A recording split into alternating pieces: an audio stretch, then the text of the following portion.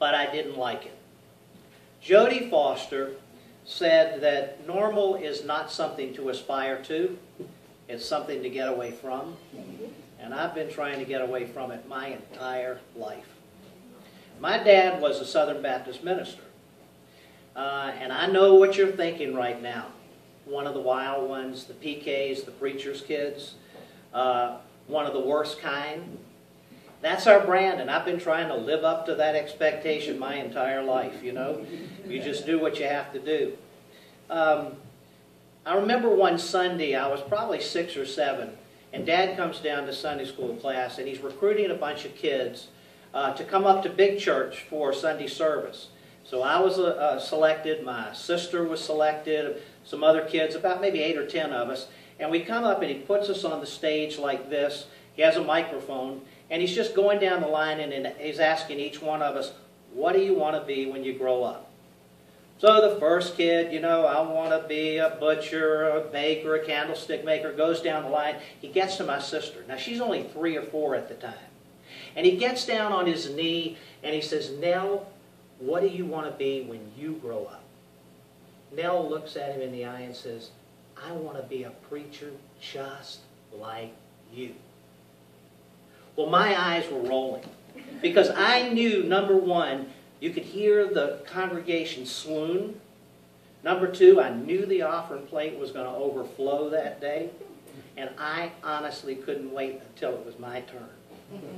So when Dad said, Tom, what do you want to be when you grow up? I said, a bank robber. Luckily, the congregation responded just like you did. The biggest laugh came from behind me because my mom was in the choir. She was laughing. Thank the Lord, Dad was laughing too. And he said, son, I think you've just been watching a little too much TV. Well, I thought that was great. Not what Dad said, what I had said.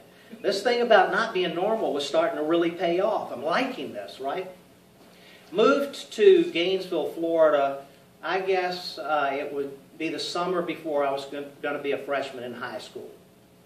And the kids who would be in my class, there would be about 60 in that class, had all come from different schools because this was a new school in Gainesville. So the teachers and the principal and some of the parents thought it would really be neat if we could get all the kids together before school starts. So they found a camp about 20 miles outside of town. We all go to the camp. We spend 3 days together. First day of camp was unbelievable. Everybody, meeting everybody. I'm the new kid in town. There were some kids there who would be going to Dad's church. And it was just really exciting. We go to the mess hall that first day for lunch. And we're all sitting down, and Mrs. Ruby Gertner stands up. She introduces herself as the chairman of the Board of Deacons' wife at First Baptist Church. And she is happy to say that Tom Wan is the new preacher's kid and he's going to be in our school. She introduced her daughter too, who was going to be in the class, Linda. And I'm looking over at Linda when Ruby says, and Tom, if you would you please say the prayer? And I went, she asked me again, Tom, if you would just stand up and say a short prayer before we begin our lunch. And this time I said, no ma'am, Mrs. Gertner. So Miss Gertner bowed her head, we all bowed ours. She stumbled through a prayer, but when she said amen, I knew it wasn't over. So I beelined it home, and I am going to tell Mom about the prayer incident, but not right at first. It's going to kind of hit some of the high spots first. So I go to home, we're sitting in the Florida room, and I'm telling Mom, it was great. This is going to be the best school I've ever been to, best class, best place I've ever lived. I was on cloud 9. About that time, the phone rings. Mom goes, hello, Ruby. Tom was just telling me about camp, how great it was. I just want to thank you, the principal, the teachers and the like, for putting this together. Really going to be a kickstart for Tom and the other kids. It just great. No, Tom didn't tell me that part. No, he You say it's not normal for a preacher's kid not to pray when they're asked to? Well, no, I'm not planning on punishing Tom. Let me explain it this way. When Fred was a little kid, he wanted to be a preacher. Always wanted a preacher. It was to be his dream. His family supported it, and here he's preacher at your church. I decided I wanted to marry Fred, so that made me a preacher's wife. I made that my choice. Here we are. But if you think about it, Tom and his sister Nell, they don't have a choice in this. They are who we are. So when Fred and I, before we even had kids, we talked about this. And what we decided was that no matter what they wanted to be or who they wanted to be, we were going to support it, no questions asked, 100%. And I also want you to put yourself in Tom's shoes, Ruby, because if he had prayed that first day, he would have been the designated go-to prayer guy for the rest of his time in high school. Fred, everywhere he goes, he's asked to pray, and Tom knows that. So, no punishment. Well, when Mom hung up, I was trying to anticipate what was going to happen next. But Mom just got off of her chair, came across the room where I was sitting on the sofa. She sat next to me and she just held me for a really long time. She said nothing. But it was a defining moment. Because I knew she had my back. I went to college in Gainesville, Florida, too. University of Florida.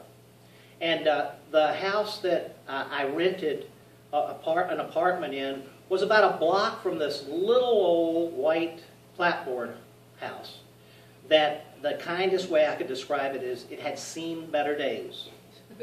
And this little house, everybody knew that Miss Perry lived in it. It had a picket fence. It was way overgrown, looked like it hadn't been mowed since the beginning of time. People would speculate how old Miss Perry was. Some said 90, some said 100. I honestly thought she could have been 200. She was a little teeny, thin, frail lady. She was born in the house. She was born in the house and lived there with her mother and father until they passed away. So I'm going to guess that she lived in that house alone for at least half of her life. I say alone, but she wasn't really alone because there were stray cats, 50, 100, you name it, running through the fence, around the fence, cracks in the doors that she would leave open, the windows, cats all over Miss Perry's house. There was an elementary school right across the street from Miss Perry's. Kids would be out there playing recess, and when she would come out on her porch or stand in her yard, a group of the kids would see her out there. They would run across the street, they'd grab the picket fence, and they'd start shaking it. And they would chant, "Miss Perry is the cat lady. Miss Perry is the cat lady. Miss Perry is the cat lady." And then the chant would change, and it would be kind of sing-songish. "Miss Perry eats cat food. Miss Perry eats cat food."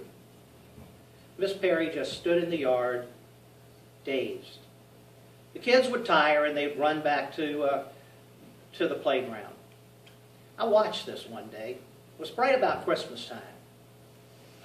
I called my mom, and I said, "Mom, we've got a band together, Nell, you, Dad, and me, and we've got to go over and we've got to sing some carols to Miss Perry because I don't think anybody will be with her during this time." So we did, and we were pretty good singers together. So the night before Christmas, we go to Miss Perry's. Her house was dark except for a light on the front porch. We walked up one of the steps to the front porch and we started singing Silent Night, 4-part harmony. There was no one coming to the door. Till about the end of the song, the door cracked open and there was Miss Perry. And she walked out onto the porch. From the light, I could tell that her eyes were glazed. They were opaque. She had cataracts, severe cataracts. I'm not really sure if she could see anything. But she stood there, and as we started singing First Noel, she started mouthing the words to the song. She grabbed my hand and she wouldn't let go. So when we finished the song, I reached over and just held on to her and I said, Merry Christmas. And she wouldn't let go. And I experienced at that moment what aloneness is.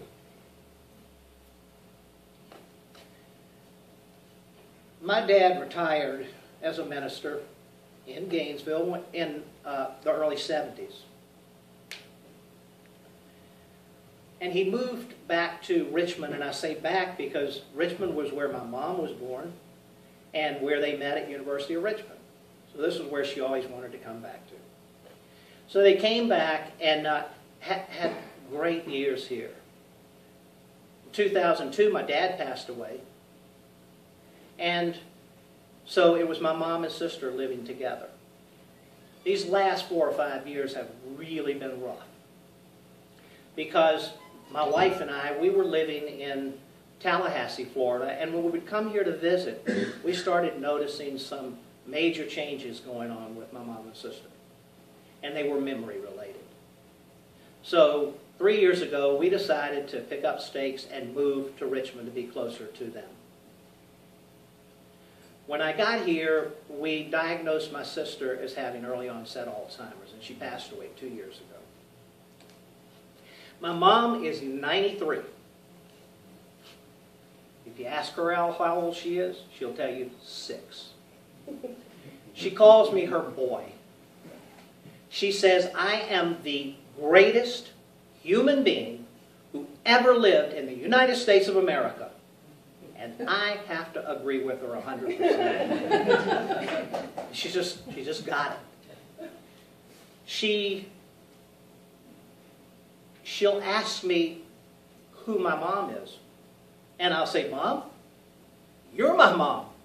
And she'll say, I know she's proud of you. But she is a joyful woman. In the mornings, when I go in to wake her up, she's ready to rock and roll. And her feet, when they hit the floor off of her four-poster bed, she's like this. And she is so full of spirit and joy. She laughs. She still sings. We have a great time together. She has asked me to marry her. Now that's a whole nother story. Not for tonight. Every night when I put her to bed, tuck her in, and I lean over and I kiss her forehead. Tell her how much I love her. And then I think to myself, as long as you are on my watch, Mom, you will never experience aloneness.